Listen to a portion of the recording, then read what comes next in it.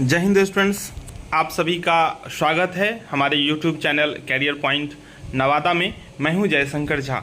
आप सबों के लिए अब हम लगातार वीडियो अपलोड करते रहेंगे, लाइव क्लास भी बीच बीच में कर देंगे ताकि आप लोगों को जो कोई डाउट हो वो मैं उस लाइव में आके क्लियर कर दूं। और एक बात बता दूं, अगर आपको कोई डाउट होता है तो आप कमेंट में भी ज़रूर बताइएगा। कमेंट में अगर आप अपना डाउट लिखेंगे तो नेक्स्ट जो वीडियो होगा उस वीडियो में उस डाउट को क्लियर कर देंगे, नहीं तो वहीं पे कमेंट में ही आपको रिप्लाई देकर डाउट को ख़त्म कर दिया जाएगा।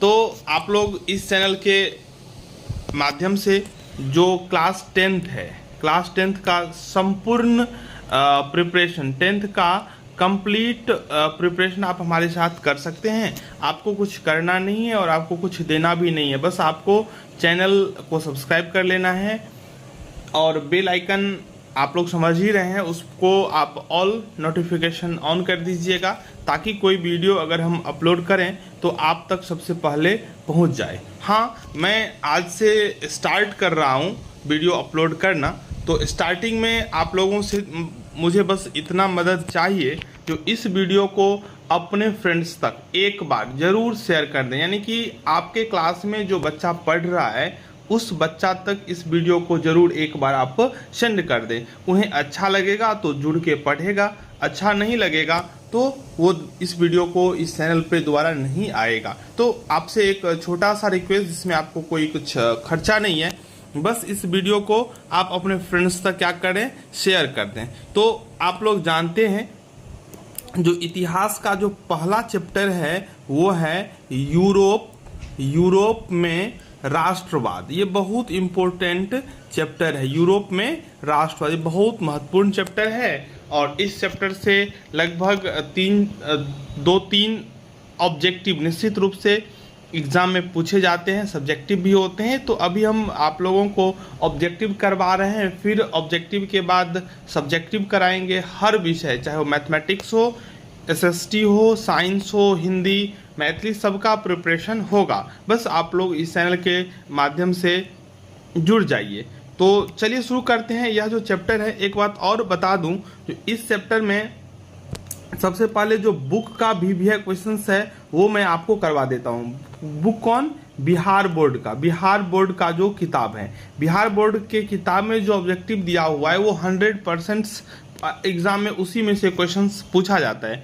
फिर भी कुछ क्वेश्चंस अगर उसमें छूट जाते हैं जो इम्पोर्टेंट होंगे, उसको भी इसी वीडियो में हम डिस्कस कर लेंगे। तो चलो हम लोग देखते हैं पहला चैप्टर इतिहास का, यूरोप में राष्ट्रवाद। पहला जो प्रश्न है वो है, इटली एवं जर्मनी वर्तमान में किस महादेश के अंतर्गत आते हैं? हम सब लोग जानते हैं जो कितने महादेश हैं, 7 महादेश है, जिसमें से एक यूरोप भी है। ठीक है, यूरोप, और हम लोग जो रहते हैं वो रह रहे हैं एशिया महादेश में। एशिया महादेश जनसंख्या के दृष्टिकोण से सबसे बड़ा है। तो पूछा जा रहा है आपसे प्रश्न में, इटली और जर्मनी किस महादेश में आता है? तो यूरोप महादेश में। इटली और जर्मनी यूरोप महादेश में आता है। चलिए दूसरा जो प्रश्न है वो क्या है? दूसरा प्रश्न है, फ्रांस में किस शासक वंश की पुनर्स्थापना वियना कांग्रेस द्वारा की गई? पूछ रहा है जो वियना कांग्रेस के द्वारा फ्रांस में किस शासक वंश की पुनर्स्थापना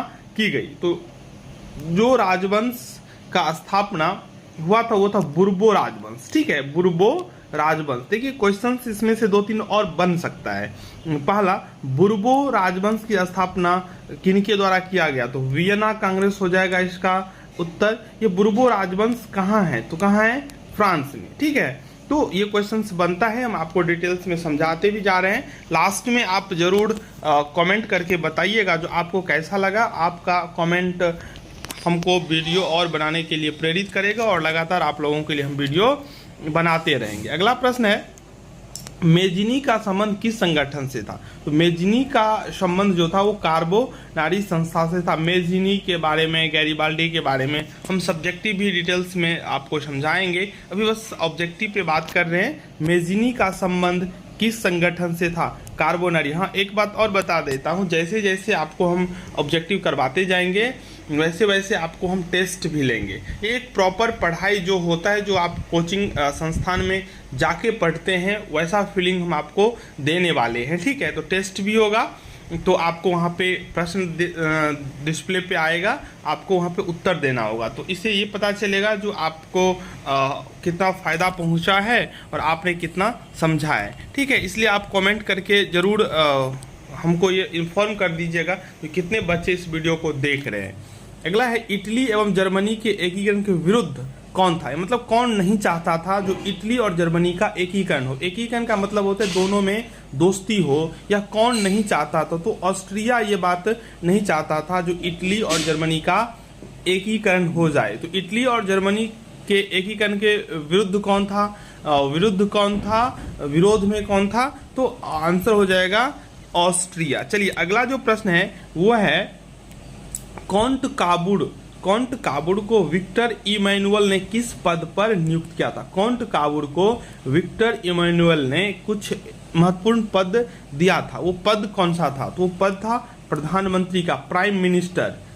जो प्रधानमंत्री होता है वो बनाया था किसको? कॉन्ट काबुड़ को। किसने बनाया था? विक्टर इमैनुअल ने। इमैनुअल ने कॉन्ट काबुड़ को प्रधानमंत्री बनाया था। चलिए अगला है, गैरीबाल्डी पेशे से क्या था? ये बहुत बार प्रश्न पूछा गया है। गैरीबाल्डी पेशे से एक नाविक था। गैरीबाल्डी पेशे से क्या था? एक नाविक था। चलिए अगला प्रश्न है, जर्मन राइन राज्य निर्माण किसने किया था? जर्मन राइन राज्य का निर्माण किसने किया था? तो इसका सही उत्तर हो जाएगा नेपोलियन बोनापार्ट ने। जर्मन राइन राज्य का निर्माण नेपोलियन बोनापार्ट ने किया था। अगला है, जॉल्वे राइन एक संस्था थी, किसका? तो जॉल्वे राइन एक संस्था जो था वो था व्यापारियों का। जॉल्वे ने किसका संस्था था? वो व्यापारियों का। ये सभी ऑब्जेक्टिव्स आपके बीटीसी के किताब में दिया हुआ है, ठीक है। रक्त एवं लौह की नीति अवलंबन, यानी कि आप कह सकते हैं किसने अपनाया था? रक्त एवं लौह की नीति किसने अपनाया था? किस व्यक्ति ने रक्त एवं लौह नीति को अपनाया, प्रतिपादन किया, या आप बोल सकते हैं जनक? तो इसका सही उत्तर हो जाएगा बिस्मार्क। रक्त एवं लौह की नीति का जो प्रतिपादन था, जो अपनाया था, वो था बिस्मार्क। चलिए अगला है, फ्रैंकफर्ट की संधि। किसकी संधि? फ्रैंकफर्ट की संधि कब हुई थी? तो फ्रैंकफर्ट की संधि 1871 ईस्वी में हुआ था। फ्रैंकफर्ट की संधि कब हुई थी?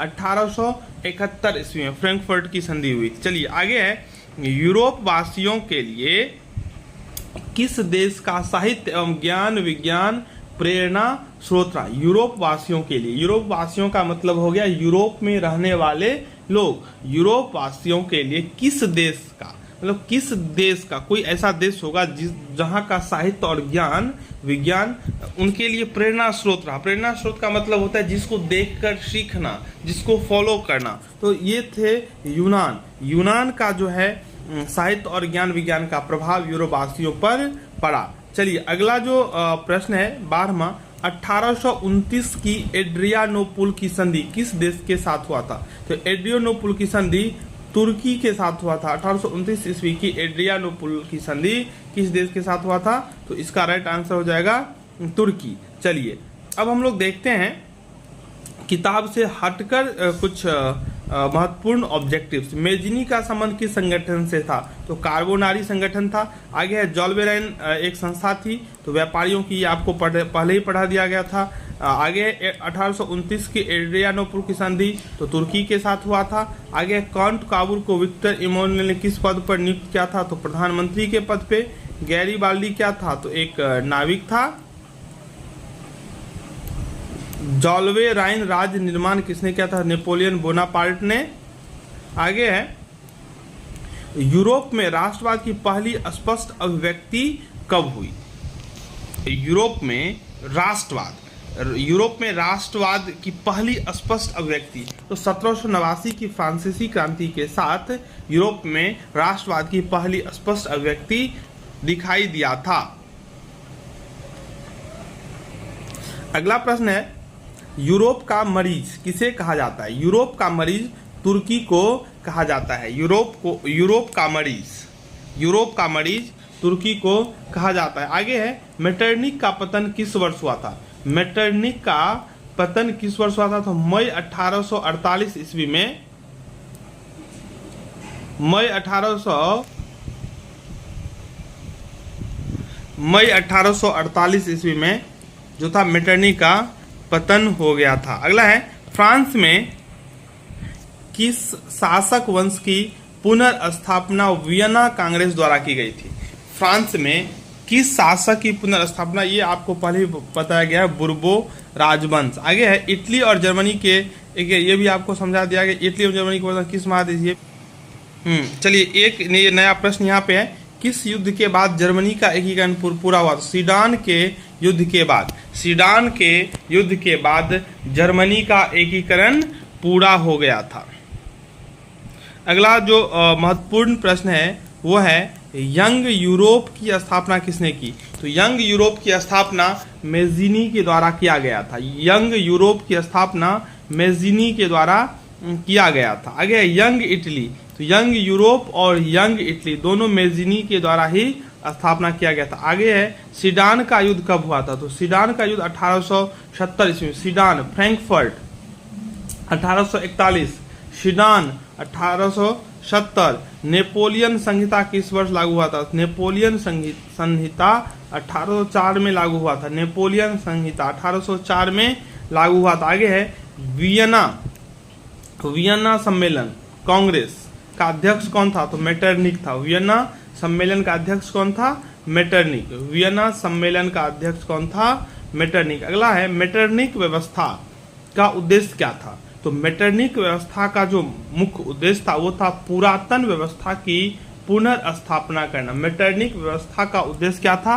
पुरातन व्यवस्था की पुनर्स्थापना करना। मेटरनिक व्यवस्था का उद्देश्य क्या था? पुरातन व्यवस्था की पुनर्स्थापना करना। अगला है, 1870 फ्रांस और प्रसा के बीच युद्ध कहाँ हुआ था? तो सीडान में हुआ था। ठीक है, पूछा भी गया था पहले, सीडान का युद्ध 1870 में किसके बीच? तो फ्रांस और प्रसा के बीच में हुआ था। वियना सम्मेलन कब हुआ था?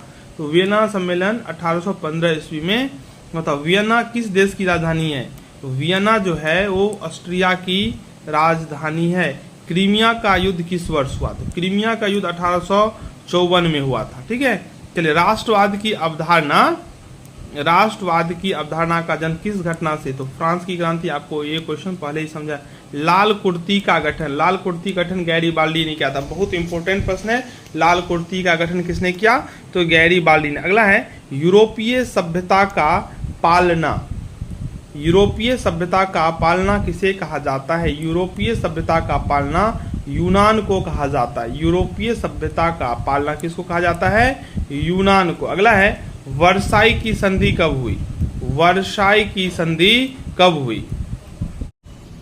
तो वर्साई की संधि 1919 ईस्वी में हुआ था। एक बहुत महत्वपूर्ण बात है, वो बात क्या है? तो बात यह है, जब फ्रांस छींकता है तो बाकी यूरोप को सर्दी जुकाम हो जाता है। जब फ्रांस छींकता है तो बाकी यूरोप को सर्दी जुकाम हो जाता है। यह कथन किनका है? तो यह कथन मेटरनिक का है। मेटरनिक ने कहा था, जो जब फ्रांस छींकता है तो बाकी यूरोप को सर्दी बुखार हो जाता है। ठीक है, तो ये हो गया। चलिए, मेटरनिक क्या था? तो मेटरनिक एक प्रतिक्रियावादी था। मेटरनिक क्या था? एक प्रतिक्रियावादी था। आगे है, मेटरनिक का पतन कब हुआ था? मेटरनिक का पतन कब हुआ था? तो इनका पतन 1948 में, ये पहले भी बताया जा चुका है।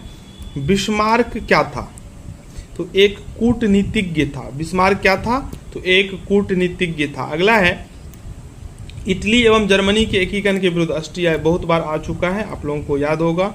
इटली के एकीकरण का तलवार कौन था? तो गैरीबाल्डी को इटली के एकीकरण का तलवार कहा जाता है। तो इस चैप्टर से बहुत महत्वपूर्ण ऑब्जेक्टिव जो भी हो सकता था वो आप लोगों को हमने बताया, और फिर हम आगे चलकर सब्जेक्टिव भी इस चैप्टर पर हम करेंगे। अभी के लिए इस वीडियो में इतना ही। मिलते हैं बहुत जल्द नेक्स्ट वीडियो में। प्रत्येक दिन वीडियो अपलोड होगा।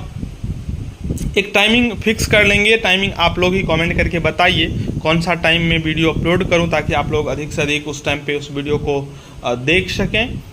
अच्छा लगा हो तो लाइक और अपने फ्रेंड्स के साथ ज़रूर शेयर करें। धन्यवाद।